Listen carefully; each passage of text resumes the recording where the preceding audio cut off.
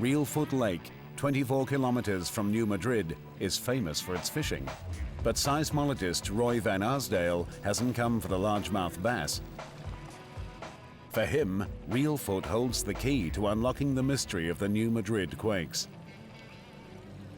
200 years ago, this lake didn't exist.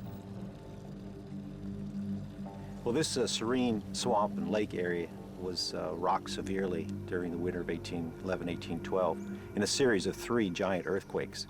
It was the third one in March that is responsible for the formation of this lake. Reelfoot Lake's peaceful appearance is deceptive. Beneath its calm waters, scientists have made an earth-shattering discovery. There's microseismic activity, meaning little earthquakes are occurring all the time out here. So there are seismometers planted in the landscape around us, measuring, recording these earthquakes. Deep under Reelfoot Lake and New Madrid is a mysterious fault system that spawned the huge earthquakes of 1811-1812. It continues to generate small earthquakes today. But this discovery raises even more questions. If the New Madrid fault is not a plate boundary, then what is it? The answer to that lies far away in Ethiopia. This is part of Asia and Africa's Great Rift Valley, a fault system that stretches 4,800 kilometers from northern Syria to Mozambique. The earth here is splitting apart and bleeding molten rock. A tectonic plate is being torn in half and pushed apart, a process called rifting. 500 million years ago, this almost happened in the peaceful plains of the Midwest. A surge of magma spewed up from the molten interior of the Earth, eating through the crust beneath the ancient Midwest. But before the plate was completely split, the magma retreated, leaving behind vast cracks in the Earth's crust. As pressure builds up on this fault system, it's released as massive earthquakes. A similar failed rift has been found near the city of Bhuj in India. The buried rifts under Bhuj and New Madrid solved part of the mystery. But there are still many things scientists don't understand about intraplate earthquakes. They have no idea what triggers these rogue disasters or where they will strike next. We really don't have a good working model for what drives these intraplate earthquakes. This is still quite the mystery in seismology, geology that a number of us are working on, and we just don't have an answer to that right now. In 1811 and 1812, the New Madrid earthquakes struck sparsely populated areas. Today, millions of people living in cities like St. Louis and Memphis are within striking distance of the New Madrid fault system. If it wakes again, the human and economic toll will be devastating. It would be foolish to think that it couldn't happen again, that it's over. There's no scientific evidence that whatever is giving rise to these earthquakes has gone away. The New Madrid quakes were the largest intraplate earthquakes in history, but they pale in comparison to a massive tectonic rupture that ripped through Chile, producing the largest earthquake on record. And even that catastrophe is not the worst-case scenario. Experts believe a giant earthquake lies in wait, one whose shockwaves will ravage a nation and shake the entire planet. There is one earthquake that towers over all others, one so massive it changed the shape of a nation and killed people half a world away. This is a staggering event that rates as the largest on record.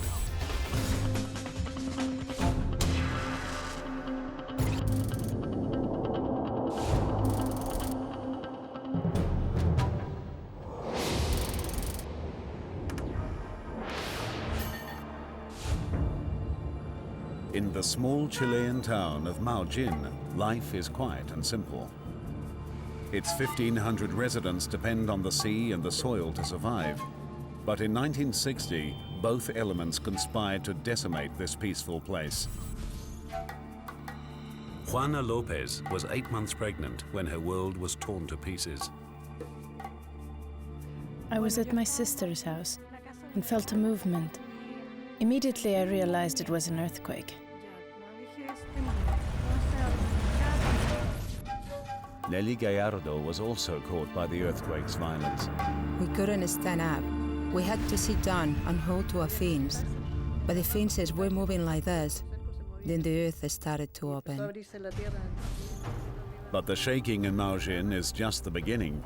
A massive catastrophe is spreading across Chile, killing thousands and shaking the entire nation to its core.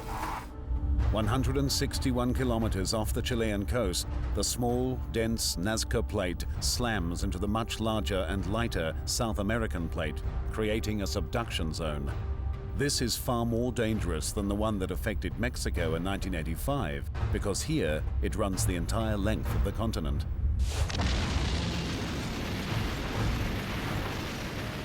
On May 22, 1960, the Nazca subduction zone spawns the largest earthquake ever measured by scientists, a massive magnitude 9.5.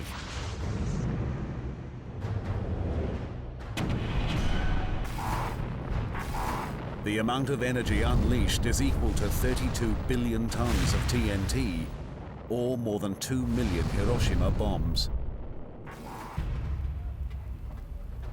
The intense seismic waves tear apart cities caught in their path. Buildings topple, the ground turns to liquid, landslides sweep down mountain slopes, and cliff fronts collapse into the ocean. The city of Valdivia, close to the epicenter of the quake, is besieged. Almost half the city is reduced to rubble. But this is just the beginning. The fault rupture sets in motion a chain of events that ruins lives for generations and permanently scars the landscape. Today, Valdivia is once again a thriving city, a strategically important point at the meeting of three rivers. But take a closer look, and there are secrets beneath the water. Mysterious streets that plunge into nowhere, drowned foundations, and ghost-like ruins along the river's banks.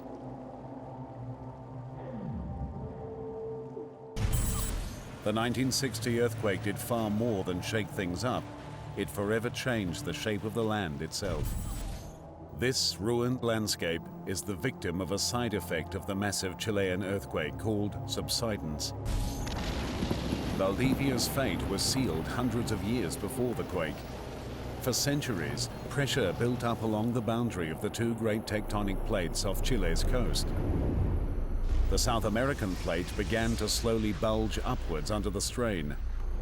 When the fault ruptured in 1960, the strain was released on the South American plate. It snapped back to its natural shape, lowering a vast swath of land 2.5 meters.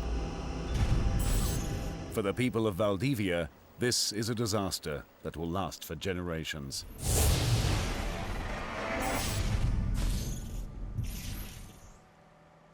Most of this area before the 1960 earthquake used to be pastures, high-quality pastures. The ground dropped 2 meters down, and now the tides cover every day this land.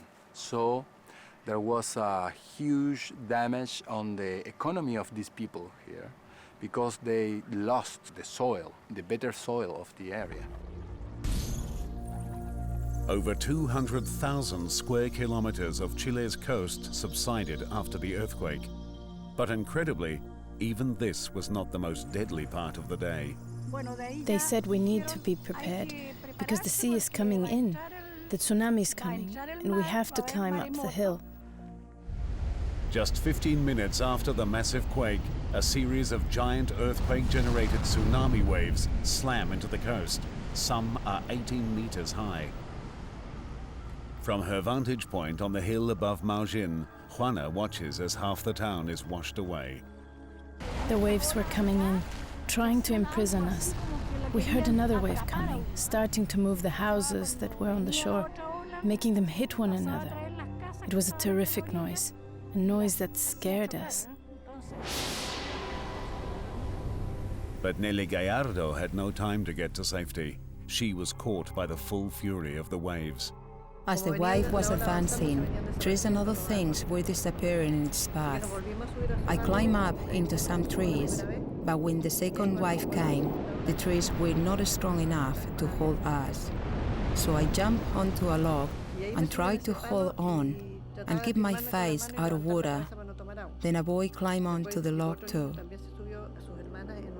122 people from Maujin drowned that night, but somehow Nelly survived.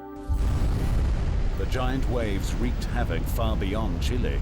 They radiated out from the fault rupture, striking other unsuspecting Pacific locations. 15 hours after the earthquake struck, the tsunami reached Hawaii. The port city of Hilo was devastated and 61 lives lost. 7 hours later, the tsunami hit Japan, killing 122 people. The Philippines and the west coast of the United States also felt the waves of destruction that day. When it was all over, the great Chilean earthquake killed 2,000 and left 2 million homeless. It remains the largest earthquake on record. But records were made to be broken.